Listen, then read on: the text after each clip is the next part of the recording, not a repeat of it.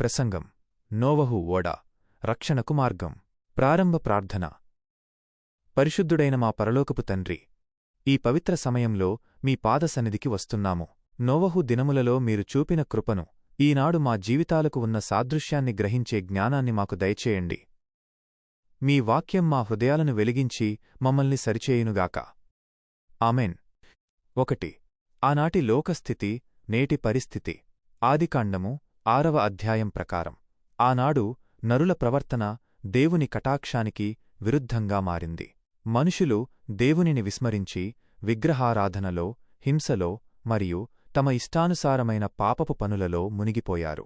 అది చూసి దేవుడు తాను నరులను సృష్టించినందుకు ఎంతో సంతాపపడ్డారు. నేటి ప్రపంచాన్ని మనం గమనిస్తే సాంకేతికత పెరిగినప్పటికీ నైతిక విలువలు నశించిపోతున్నాయి. నోవహు దినములలో వలెనే మనుషులు స్వార్థం, అహంకారం మరియు దైవభయం లేని జీవితాన్ని గడుపుతున్నారు. తిందాం, తాగుదాం, సుఖిద్దాం అనే ధోరణి పెరిగిపోయింది. 2.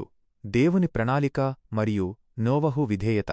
దేవుడు లోకాన్ని జలప్రళయం ద్వారా తుడిచిపెట్టాలనుకున్నా నీతిమంతుడైన నోవహుపై కటాక్షము ఉంచారు.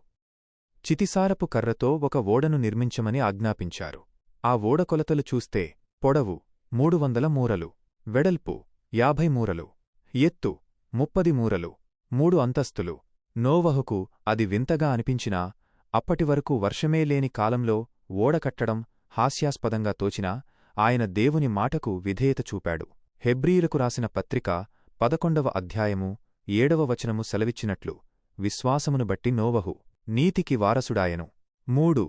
ప్రజల నిర్లక్ష్యం, ఎదురైన ఎగతాళి.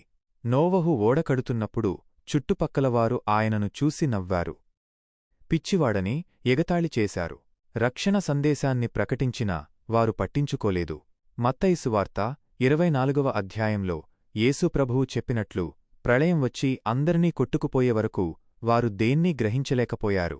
నేడు కూడా దేవుని వాక్యాన్ని, క్రీస్తు రెండవ రాకడను గురించి చెబుతుంటే లోకం అలాగే హేళన చేస్తోంది. కాని దేవుని తీర్పు నిశ్చయం.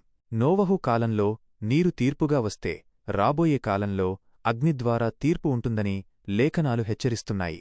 4. రక్షణ ద్వారం క్రీస్తే మన ఓడ. నోవహు ఓడలోనికి ప్రవేశించిన వారు మాత్రమే మరణం నుండి తప్పించుకున్నారు. ఈనాడు మనకు ఆ ఓడ యేసు క్రీస్తు. లోకమనే ప్రళయం నుండి, పాపమనే మరణం నుండి మనల్ని రక్షించేది కేవలం క్రీస్తు మాత్రమే. ఓడకు తలుపు ఒక్కటే ఉన్నట్లు పరలోకానికి మార్గం క్రీస్తు ఒక్కరే.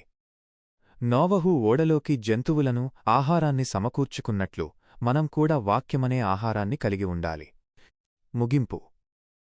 ప్రియ దేవుని బిడ్డలారా, నోవహు దినములలో దేవుడిచ్చిన హెచ్చరికను ప్రజలు ఎలాగైతే పెడచెవిన పెట్టారో మనం అలా ఉండకూడదు. లోకపు పోకడలను విడిచి విశ్వాసంతో దేవునివైపు తిరగాలి. రక్షణ ద్వారం మూయబడకముందే మనం క్రీస్తు అనే ఓడలోకి ప్రవేశించాలి. అప్పుడే మనం రాబోయే ఉగ్రత నుండి తప్పించబడి నిత్యజీవానికి వారసులమవుతాము. ముగింపు ప్రార్థన. మమ్మల్ని మిక్కిలిగా ప్రేమిస్తున్న మా పరలోకపు తండ్రి, నోవహు విశ్వాసాన్ని బట్టి ఆయన కుటుంబాన్ని ఎలా రక్షించారో అలానే మేము కూడా మీ మాటపై నమ్మకముంచి లోకపు శోధనల నుండి రక్షింపబడే కృపను ప్రసాదించండి. నిర్లక్ష్యాన్ని వీడి మీ రాకడ కొరకు సిద్ధపడే మనసును మాకు దయచేయండి. మా ప్రభువును రక్షకుడైన యేసుక్రీస్తు పేరిట వేడుకుంటున్నాము తండ్రి. ఆమెన్.